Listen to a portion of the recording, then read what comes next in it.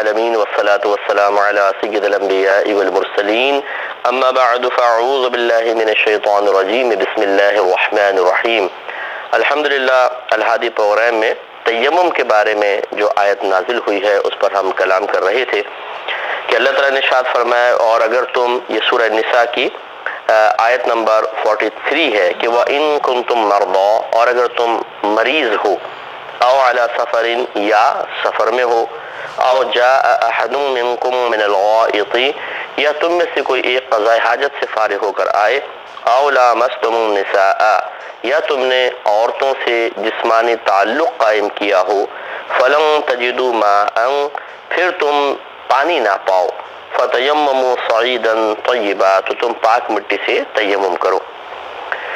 تو اس میں دیکھیں، میں نے بتایا تھا کہ کچھ صورتیں ہیں۔ ایک تو وَإِن كُنتُم مَرْضَىٰ، اگر تم حالت مرض میں ہو، یعنی تم مریض ہو اور پانی کا استعمال تمہارے لیے دشوار ہو جائے، جیسے کوئی شخص بخار میں ہے بہت زیادہ، اور وہ ڈاکٹر نے کہا ہے گرم پانی بھی استعمال نہیں کریں گے آپ، ٹھنڈا بھی نہیں کریں گے کیونکہ آپ کے مرض کے بڑھنے کا اندیشہ ہے یا دیر سے اچھا ہونے کا اندیشہ ہے، تو سمجھ لیں عذر متحقق ہو گیا ہے، اب ہم پانی استعمال نہیں کریں گے بلکہ تیمم کر سکتے ہیں۔ یا مرض اس قسم کا ہے کہ سردی وغیرہ تو نہیں لگے گی لیکن زخم خراب ہو جائے گا، جیسے کٹ جاتا ہے، ایکسیڈنٹ ہو جاتا ہے، اب اس میں پانی لگ جائے تو انفیکشن ہو جاتا ہے، تو ڈاکٹر کہتے ہیں جی اس کو پانی سے بچائیے گا۔ اور ایسی صورتحال ہے کہ اس میں چہرے پہ زخم ہے، ہاتھوں پہ زخم ہے کہ وضو کر ہی نہیں سکتا آدمی، پانی بہا ہی نہیں سکتا، ایسی مجبوری ہو گئی ہے، تو یہ بھی ایک مریض کی صورت بن جاتی ہے، عذر کی صورت بن جاتی ہے، انسان تیمم کرے گا۔ دوسرا، سفر پر ہوں، حالت سفر کا مسئلہ یہ ہوتا ہے کہ جب آپ اپنے گھر سے باہر نکل جاتے ہیں، راستے میں جا رہے ہیں اور آپ کو غالب گمان ہے کہ مجھے کہیں قریب میں پانی نہیں ملے گا، اگر یقین ہو کہ مل جائے گا اور اس میں کوئی مسئلہ بھی نہ ہو تلاش میں، تو پھر تو تلاش واجب ہے۔ جیسے پہلے زمانے میں ہوتا تھا کہ قافلے جاتے تھے، ٹھہر گئے، اب جی قریب دور تک جا سکتے تھے پانی وغیرہ کی تلاش میں، کہ درخت نظر آتے تھے انہیں ہرے بھرے، تو سمجھ جاتے تھے کوئی نہ کوئی یہاں پر پانی کا چشمہ ہوگا، یہ ذخیرہ ہے پانی کا، تو تلاش کرنا واجب ہوتا تھا۔ لیکن جیسے اب ہم لوگ جاتے ہیں ٹرین وغیرہ میں، مثال کے طور پہ سفر کر رہے ہیں، میں پاکستان کی، ہندوستان کی بات کر رہا ہوں، باہر کے ملکوں میں تو یہ صورتحال نہیں ہو سکتی ہے کہ ٹرین سے اتر نہیں سکتے ہیں، لیکن یہاں پہ گئے کسی جگہ سنسان جگہ پہ ٹرین جا کر رک گئی، اب وہاں پہ ٹرین میں پانی نہیں ہے، ہمارے پاس وضو کا پانی نہیں ہے، اب اتر گئے نیچے، اسٹیشن قریب ہے نہیں کہ چلو نلکے وغیرہ لگے ہوں، اب کیا کریں گے؟ تو اب گمان یہی غور کریں گے کہ کیا قریب کوئی آبادی ہے اور ٹرین ٹھہری ہوئی ہے، ہم جا کر وضو کر کے آ سکتے ہیں، تو پھر واجب ہے کہ جائیں وضو کر کے واپس آئیں۔ لیکن اگر یہ گمان ہے، ٹرین جو ہے مطلب گارڈ وغیرہ یہ کہہ رہے ہیں کہ وہ کسی بھی وقت ٹرین چل سکتی ہے، بس آگے سے ذرا آپ سگنل کا انتظار کر رہے ہیں، تو اس لیے آپ جائیں گے تو جیسی سگنل ہو جائے گا ہم تو نکل جائیں گے، تو اب جانا خطرناک ہے، اب تلاش بھی مشکل ہے، تو پھر اس صورت میں انسان تیمم کر سکتا ہے۔ ویسے فقہاء نے فرمایا اگر آدمی حالت سفر میں ہے تو 1 میل آگے 1 میل پیچھے، دائیں بائیں، اگر اس کو یقین ہے کہ پانی نہیں ہے تو وہ تیمم کر سکتا ہے۔ لیکن یہ صرف ایک تحدید ہے، حد بندی ہے جو فقہاء نے آسانی کے لیے لکھ دیا ہے، کہ جیسے مثال کے طور پہ اصل تو مسئلہ یہ، اگر آپ اپنے قریب پانی محسوس نہ کریں، آپ کو یقین ہے کہ میرے اطراف میں قریب پانی نہیں ہے، تو آپ تیمم کر سکتے ہیں۔ اب قریب کی مقدار کیا ہے؟ تو وہ بھی فقہا کا کام ہوتا ہے کہ وہ ایک مقدار متعین کر دیتے ہیں، ورنہ کوئی یہ جو سامنے چیز ہے اس کو بھی قریب سمجھے گا، کوئی اس کو بھی دور سمجھے گا، عجیب عجیب سوچ ہوتی ہیں عوام الناس کی، آپ کو پتہ ہے۔ تو 1 میل آگے پیچھے، دائیں بائیں اگر پانی کا یقین ہے کہ نہیں ملے گا تو پھر وہ تیمم کر سکتا ہے۔ لیکن عام آدمی کو تو میل کا اندازہ بھی نہیں ہوتا، تو بس یہی ہے کہ اگر وہ غور کر لے قریب میں پانی موجود ہو سکتا ہے تو تلاش واجب ہے، اس طرح کے قافلے وغیرہ بھی نہ نکلے، ٹرین نہ چھوٹ جائے، اور اگر یقین ہے کہ نہیں ہوگا تو بس پھر وہاں پہ تیمم کر کے وہ نماز ادا کر سکے گا۔ اسی طرح اگر کوئی واش روم وغیرہ چلا گیا ہے تو اس کا وضو ٹوٹ گیا، اب یہ جنابت سے تعلق نہیں ہے، یہ وضو کا مسئلہ ہے، تو اب اگر پانی اس کے پاس موجود نہیں تو اس صورت میں بھی تیمم کر سکتا ہے۔ یا تم نے عورتوں سے جسمانی تعلق قائم کیا ہو، یہ غسل کے وجوب کا مسئلہ آ گیا کہ اگر غسل واجب ہو جائے تب بھی انسان یہ اس طرح وضو کر سکتا ہے، تیمم کر سکتا ہے۔ اس سے معلوم ہوا کہ تیمم وضو کی ضرورت ہو تب بھی اور غسل کی حاجت ہو تب بھی، دونوں چیزوں میں کام دے گا۔ یعنی تیمم سے انسان وضو کے لیے بھی تیمم ہو سکتا ہے، اور غسل کی حاجت ہو تب بھی تیمم ہو سکتا ہے۔ اور چونکہ تیمم کا طریقہ ایک ہی ذکر کیا گیا، اس سے معلوم ہوا کہ وضو کا تیمم کرنا ہو یا غسل کے لیے تیمم کرنا ہو، دونوں صورتوں میں کوئی فرق نہیں ہے، ایک ہی طرح کا تیمم دونوں کی کمی کو پورا کر دے گا، اور اس کے لیے کوئی علیحدہ علیحدہ تیمم کرنے کی حاجت نہیں ہوتی ہے۔ اگر مثال کے طور پہ کسی پہ غسل واجب ہے تو وہ بے وضو بھی ہے، تو اب ایسا نہیں ہے کہ وضو کے لیے ایک تیمم کر رہے ہوں اور غسل کے لیے دوسرا تیمم، بلکہ ایک ہی تیمم دونوں طرح کی پاکیوں کے حاصل کرنے کا سبب بن جائے گا۔ تو اس لیے پھر اب اس کا اللہ تعالیٰ نے بیان فرمایا کہ فَتَيَمَّمُوا صَعِيدًا طَيِّبًا، تو پاک مٹی سے تیمم کرو۔ تو امام اعظم ابو حنیفہ رضی اللہ تعالی عنہ کے نزدیک جو صعیداً طیبہ ہے، پاک، ویسے اس کا ترجمہ پاک مٹی ہے، لیکن جب لغت عرب دیکھیں تو زمین کا معنی مفہوم بھی نکلتا ہے کہ پاک زمین سے تیمم کرو۔ تو امام اعظم رضی اللہ تعالی عنہ نے اس معنی میں وسعت دی ہے، اور آپ نے ارشاد فرمایا کہ ہر اس چیز سے تیمم جائز ہوگا جو زمین کی جنس سے ہو، کیونکہ یہاں پر صعیدن کا جو لفظ ہے یہ زمین کے لیے بھی استعمال ہوتا ہے، تو اس لیے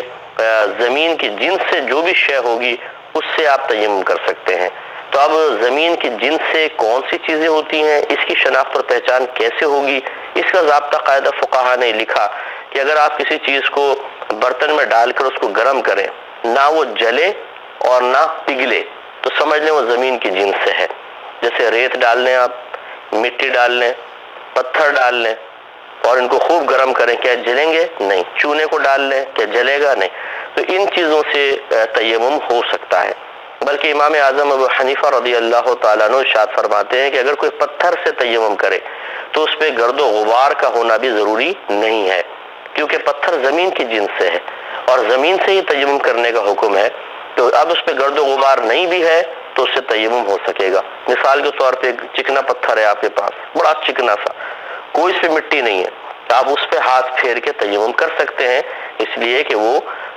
مٹی کی ایک جمی ہوئی شکل ہوتی ہے، اصل میں پتھر جو ہے وہ ہارڈ ہو جاتا ہے، لیکن اور چونکہ زمین کی جنس سے ہے تو اس پر اب مزید گرد و غبار کا ہونا کوئی ضروری نہیں ہوتا ہے۔ اب اس کا طریقہ بیان فرمایا کہ فَامْسَحُوا بِوُجُوهِكُمْ وَأَيْدِيكُمْ، پھر تم مسح کرو اپنے چہروں کا اور اپنے دونوں ہاتھوں کا۔ تو اب اس میں طریقہ کار یہ ہوتا ہے تیمم میں کہ چونکہ مٹی فی نفسی ہی آلودہ کرنے والی ہے، اس کو تو اللہ تعالیٰ نے پاک کرنے والا مطلب بذات نہیں بنایا۔ بذات کا مطلب جیسے میں نے شروع میں کہا تھا کہ بعض چیزوں میں اللہ نے کچھ وصف رکھے ہوتے ہیں، وہ آپ کی میری نیت سے وصف حاصل نہیں ہوتے ہیں، وہ اللہ نے خود ان میں پیدا کر دیے ہوتے ہیں۔ جیسے پانی کو پاک کرنے والا بنایا، آگ کو جلانے والا بنایا، مٹی کو آلودہ کرنے والا بنایا۔ تو اب آپ مٹی سے آلودہ ہونا چاہیں نہ چاہیں، مٹی اپنے اوپر لگائیں تو وہ آلودہ کر دے گی، آگ میں جلنا چاہیں نہ چاہیں، ہاتھ ڈالیں وہ جلائے گی۔ تو ہماری نیت سے یعنی کچھ نہیں ہوتا، اس میں اللہ نے ایک وصف رکھا ہے۔ تو چونکہ مٹی میں آلودہ کرنے والا وصف ہے اور ہم چاہ رہے ہیں اس سے پاکی، تو یہاں پر نیت کے بغیر پاکی حاصل نہیں ہو سکتی ہے۔ اسی لیے وضو اور غسل کے اندر اور اس کے مقابلے میں تیمم میں فرق ہے۔ وضو اور غسل جب ہم کرتے ہیں تو ہم مثلا پانی سے کر رہے ہیں تو پانی میں پاک کرنے والا وصف موجود ہے،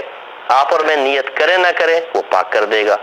لیکن مٹی میں پاک کرنے والا وصف موجود نہیں ہے، وہ آلودہ کرنے والی ہے، لہذا اس میں پھر نیت کرنا ضروری ہوئی تاکہ پاکی کا فائدہ حاصل ہو جائے۔ اسی لیے وضو یا غسل بغیر نیت کے بھی ہو جاتے ہیں اور تیمم نیت کے بغیر نہیں ہو سکتا، یہ ان دونوں میں فرق ہے۔ تو سب سے پہلے نیت دل کے پختہ ارادے کو کہتے ہیں، آپ دل میں پکا ارادہ کر لیں کہ میں اللہ تبارک و تعالیٰ کی رضا کی خاطر تیمم کر رہا ہوں، یا میں اس لیے تیمم کر رہا ہوں تاکہ نماز پڑھنا میرے لیے جائز ہو جائے۔ کوئی بھی دل میں پکا ارادہ کر لیں آپ تو سمجھ لیں نیت ہو گئی۔ اگر زبان سے کہنا چاہیں تو آپ کہہ سکتے ہیں کہ میں اللہ تعالیٰ کی رضا کی خاطر اس پاک مٹی سے تیمم کر رہا ہوں، اور بس پھر آپ کر لیں۔ لیکن نیت کا دل کے ارادے کو کہتے ہیں، دل میں سوچ لیں کافی ہیں۔ اس کے بعد بسم اللہ الرحمن الرحیم پڑھنا سنت کریمہ ہے۔ اس کے بعد اگر آپ مٹی سے کر رہے ہیں تو آپ اس طرح دونوں ہاتھوں کو تمام انگلیاں کھول لیں اور اسی زمین پہ ماریں، اور اس کے بعد اس کو تھوڑا سا آگے پیچھے کریں تاکہ مٹی تھوڑی لگ جائے۔ اس کے بعد سنت یہ ہے کہ یہ انگوٹھوں کے جو سرے ہیں یہ اس طرح ان کو ماریں، اس طرح ये जड़ें जैसे यूं अगर एक अंगूठा दूसरे अंगूठे से इस तरह मारे तो जो इजाफी होगी वो झड़ जाएगी। इसके बाद अब ये पहला फर्ज है, इसके दो ही फराइज होते हैं, एक ये पूरे चेहरे का मसाह करना और दूसरा कोहनियों समेत दोनों हाथों का मसाह करना। बस इसमें पाँव वगैरह कोई मसला नहीं होता, सर का मसला का कोई ताल्लुक नहीं है। तो अब ये इन दोनों हाथों को चेहरे पे फेरेंगे और आपको बताया कि चेहरे की मिकदार जहाँ इस सर के बाल जमते हैं आदतन यहाँ से लेकर थोड़ी के नीचे तक, यानी बिल्कुल जहाँ दांत नीचे दांत होते हैं ना, नीचे के दांतों को निकाल दें थोड़ी के नीचे, तो जहाँ से निकलेंगे बाहर फर्ज कर ले यहाँ तक चेहरे की मिकदार होती है और एक कान की लौ से दूसरे कान की लौ तक ये चौड़ाई में। तो इस पूरे चेहरे पर हमें ये दोनों हाथ फेरने हैं। अब ये नहीं होगा कि आप सोचो वो मिट्टी है यार मेरे होंठ खराब हो जाएंगे, अच्छा नहीं लगेगा, तो आपने होंठ बंद कर लिए या बेख्याली में बस यूं थोड़ा थोड़ा ऊपर कर लिया, ये आंखों के किनारे रह गए, नाक का ये हिस्सा रह गया, तो अगर एक बाल बराबर जगह भी मसाह नहीं हुआ तो फिर ये आपका मतलब तयम्मुम पूरा नहीं होगा, और जब तयम्मुम पूरा नहीं हुआ तो नमाज के काबिल नहीं होंगे। इसलिए तरतीब से जरा पहले पूरे पेशानी करें, फिर भौहों पे, फिर पूरी आंखों पर, फिर नाक के ऊपर, फिर नाक के नीचे, फिर होंठों पर, मूछें हैं तो अच्छी तरह मूछों पर, दाढ़ी है तो अच्छी तरह दाढ़ी पे। इस तरह ये नहीं करना कि मिट्टी उठा उठा के मलनी है, बस यही हाथ से करके पूरा ही इस तरह। तो ये चेहरा हो गया। और एक दफा ही करना, ये नहीं कि 3 दफा हाथ मार के चेहरे पर मिट्टी लगानी है। जब ये चेहरा कंप्लीट हो गया फिर दोबारा हाथ मारेंगे। और यहाँ पे याद रखें कि जब आप मिट्टी से तयम्मुम कर रहे हैं तो इसमें मिट्टी के मुस्तामल वगैरह होने का कोई तस्वुर नहीं है, लिहाजा जहाँ पर आपने चेहरे पे मसाह के लिए हाथ मारा, हाथों पर मसाह करने के लिए वहीं पर दोबारा आप हाथ मार सकते हैं। फिर मारें, फिर इसी तरीके से थोड़ा सा आगे पीछे करें ताकि मिट्टी थोड़ी लगे, फिर अंगूठों की जड़ को इस तरह मारें और मिट्टी झाड़ दें। इसके बाद उल्टे हाथ से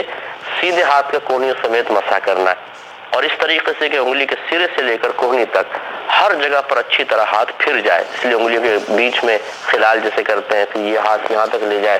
फिर ये लेकर आए, पूरा इस तरह अच्छी तरह तयम्मुम हो जाए और फिर सीधे हाथ से इसी तरह उल्टे हाथ का आप मसाह करें।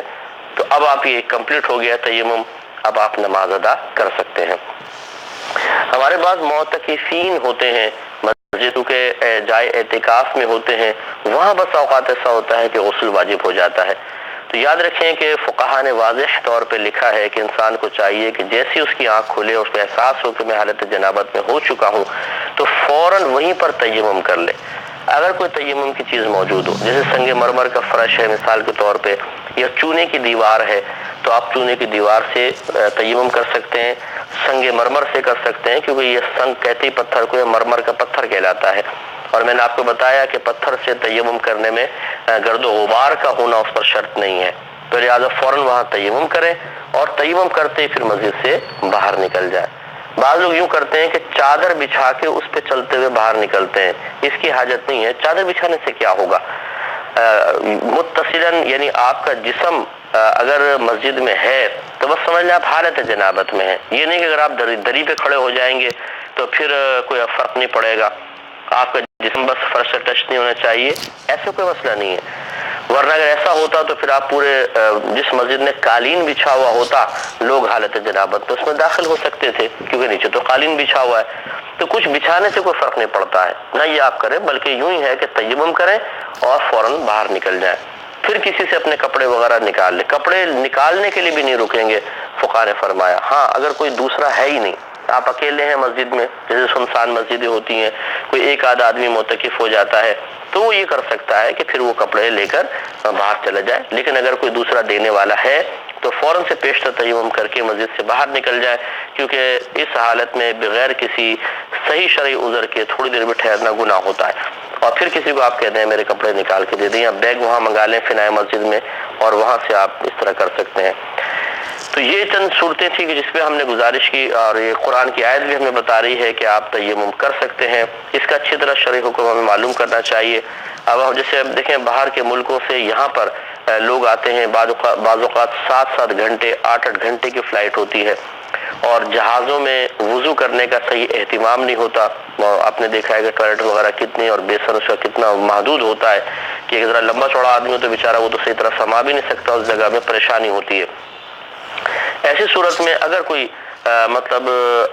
پرابلم نہ ہو تو ایک چھوٹا سا پتھر اپنے پاس رکھیں، اپنے بیگ وغیرہ میں رکھ لیں، تاکہ اگر حالت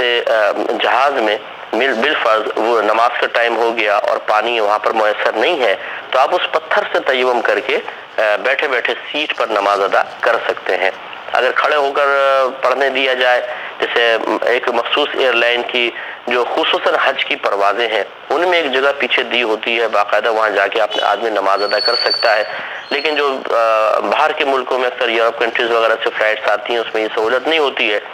تو اس میں اگر کھڑے ہو کر کہیں پڑھنے کی اجازت مل سکتی ہو بہت اچھی بات ہے، اور اگر وہاں کا اسٹاف منع کر رہا ہے کہ نہیں ہم اجازت نہیں دے سکتے ہیں، پرابلم ہو جائے گی، تو آپ بیٹھ کر تیمم کریں اور بیٹھ کر ہی نماز کو ادا کر لیں۔ اسی طریقے سے اگر کوئی بس میں سفر کر رہا ہے اور بڑی طویل سفر ہے، جیسے ہمارے پاکستان میں بعض اوقات 2-2 دن تک بسیں چلتی رہتی ہیں، اگرچہ لانگ روٹ پر جب جاتے ہیں تو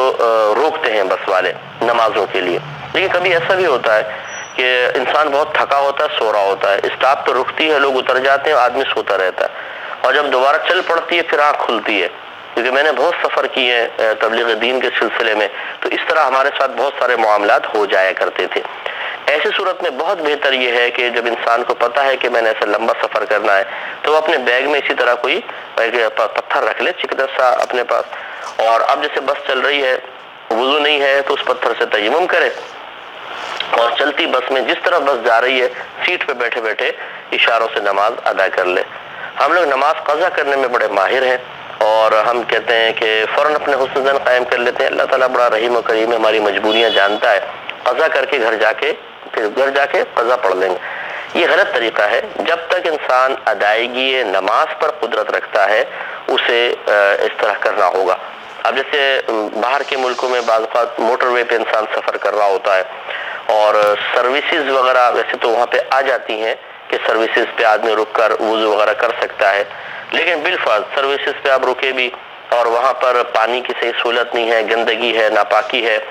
یا اتنا کافی لانگ روٹ ہے اور ابھی سروسز درمیان میں نہیں آئیں گی